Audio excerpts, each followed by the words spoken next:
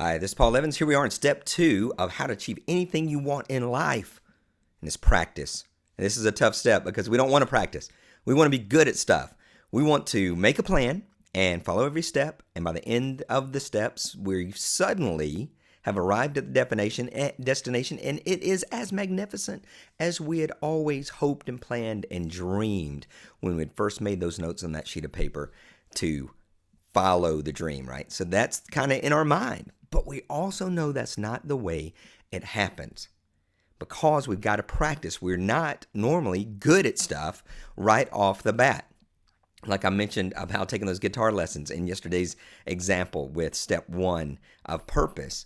I'm not just going to play the guitar. I'm going to actually have to put some time in. So practice is really systematic exercise for the purpose of acquiring skill or proficiency. At least that's, the definition. But what's that really mean?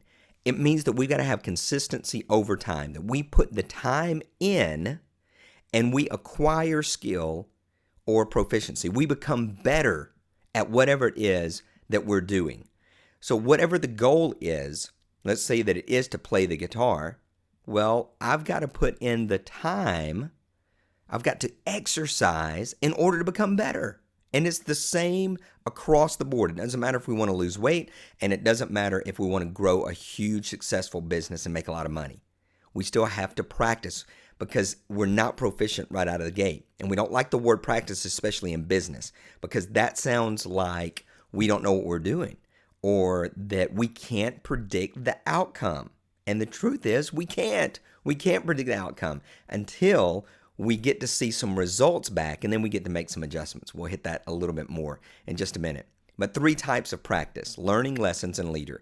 And these are actually from the one that is the most beginning stage to one that is the most expert stage. So learning can just come from a book or videos, but it's the acquiring of knowledge.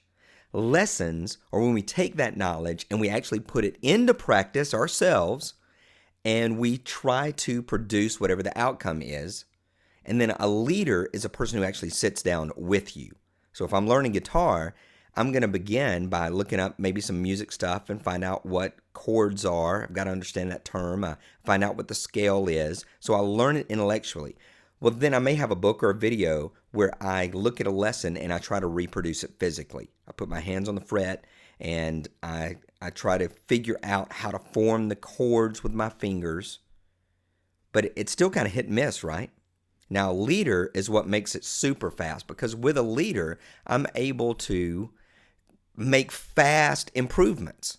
And those fast improvements come because I've got someone who's actually sitting there beside me showing me exactly what to do. So let me give you an example from my gym days. I used to own a fitness center. People would come in having read about workout plans. So they would understand even some of the biochemical aspects of their body and how proteins and fats and carbohydrates affected them. So they had the head knowledge.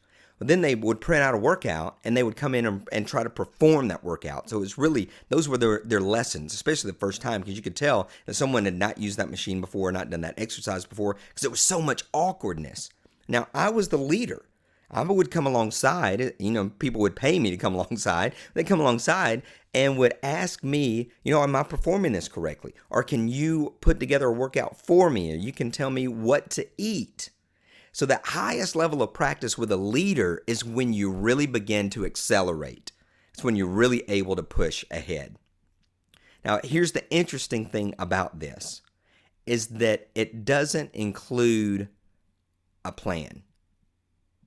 There's not a set plan that you follow to produce these miraculous results. I'm not saying there's no plan at all, but there's no set plan. So even as a trainer, every time that a person would come in and work out, they didn't really know what exercises they were going to do.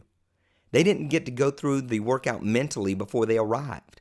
They had to show up, and I showed them what they needed to do based on what they had done previously. You see how powerful that is? How powerful it is to have a leader?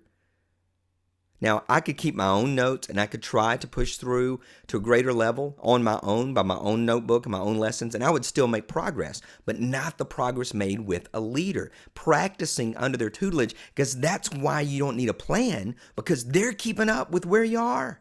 So it works out pretty cool. Now, I'm going to make a damaging admission now, and that is that I watched a movie recently, and it was the Justin Bieber movie. Now, I know that's a little bit embarrassing. Why would I even watch such things, right? Well, it was very fascinating from all the marketing aspects to his growth, etc. And what was interesting is that he could sing at a very young age, and he could perform at a very young age, but he wasn't at the level of being a star yet. And so what did he do? He hired a vocal coach, and he hired or got a manager. And he had all these people in his life that led him to greater levels of excellence, even though he was already great. He could probably already dance, but he couldn't dance like having a expert choreographer, a pro choreographer there. He could already sing, but he couldn't sing like he was able to with his coach, and what his coach was able to get out of him and pull from him and challenge him with and allow him to hit those higher levels. So even the coach didn't say, all right, so our goal is, Justin, to hit X note by X day. Nope, the coach would take where his vocals were on that day, train him for his best on that day. And what has he achieved? I mean, it's unbelievable, right? The top sellers of all time. I think that he had the most hits in the top 100 or something like that off his first album, more than anybody else has ever had. It wasn't even that specifically was a goal. The goal, the dream, was the achievement of this rock star level or pop star level, right? And they achieved it, but they couldn't have a plan because there were closed doors along the way. There was failure along the way. There was the desire to give up and disappointment along the way. But yet with someone right there beside him, those adjustments were able to be made. So yes, you can still learn on your own, and you can take lessons on your own. And I think that that's critical. You've got to do that at the minimum. But if at all possible, you need to get you a leader. So the biggest shortcut in your practice to getting to skill, to getting to proficiency, to achievement, is to have a coach, a trainer, or an advisor. So with a coach, it's a person who cheers you on, tells you what you need to do. A trainer comes alongside, watches you, helps you make corrections. An advisor is a person that you go to when you got an issue or problem, and you just ask questions or give them the scenario, the situation, and they advise you. They give you feedback. So it's a huge shortcut. If you're really wanting to make this your best year ever, you're really wanting to rock it, I would highly, highly, highly recommend that you get a leader for that area of attainment. Whether you're wanting to grow your business, whether you're wanting to grow yourself, it really doesn't matter. Get somebody to come alongside of you. If you'd like that to be me, just look at the link right under this video and check out what I have to offer. And if that fits you, great, contact me. If not, keep looking. Do not skip the step, because it's critical in the attainment of that dream, of that purpose, of that desire, of that want, of that destiny. That way you're not going alone, and you've got somebody that's watching you every step of the way, helping you make the corrections, and helping you celebrate those massive successes that you're going to have all along the way as well. Well, next time I'm going to send you step 3, and this is when the rubber really hits the road. You start getting results, and you're able to gain momentum, measure those results, and keep going. Until next time, this is Paul Evans. Success is not an accident. Be blessed.